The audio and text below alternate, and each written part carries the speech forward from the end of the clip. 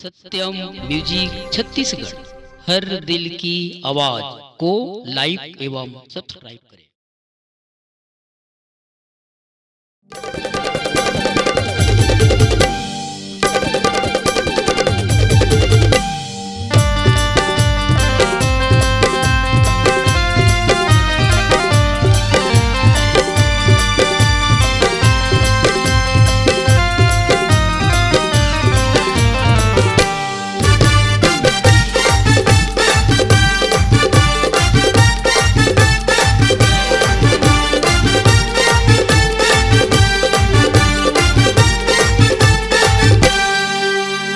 टपा टप टपका थे आगे से ही भपका थे टपा टप टपका थे वो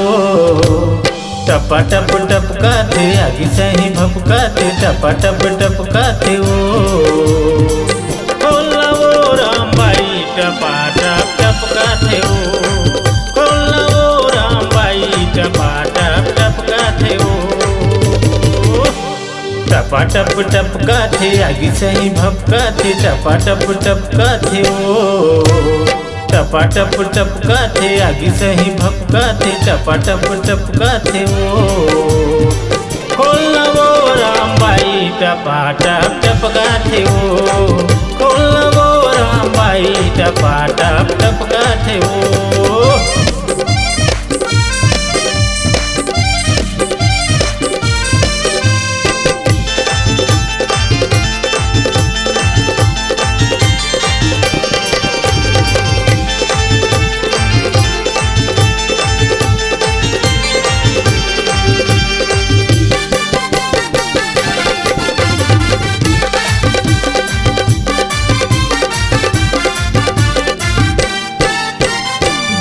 लगे बैसाख के महीना घर कुरिया नहीं सुहावत वो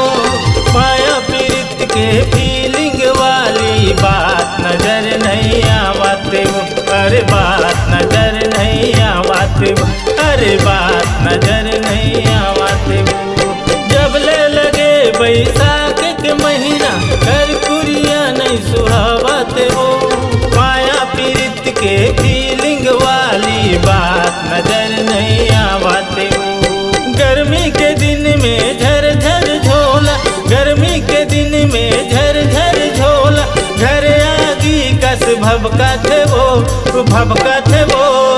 खोलना वो राम भाई टपा टप टपका थे वो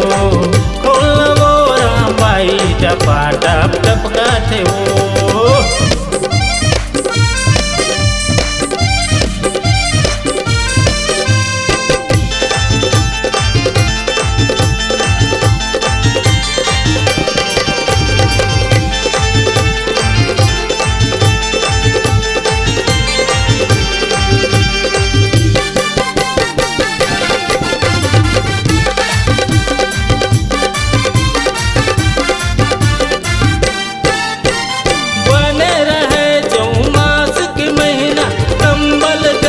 सुहाव बही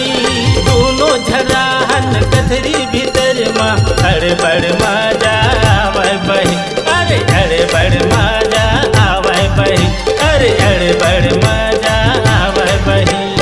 बने रहे जो मास के महीना कंबल कदरी सुहाव बही दोनों झराहन कथरी भीतर माँ अरे बड़ मजा आवे बही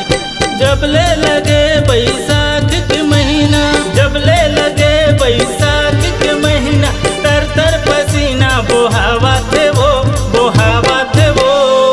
खोलना वो राम भाई टपा टप टपका थे वो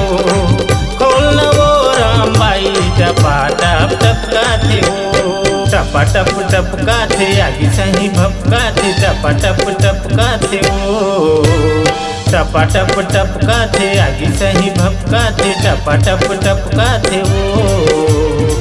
खोलना वो राम भाई टपा टप टपका थे वो खोलना वो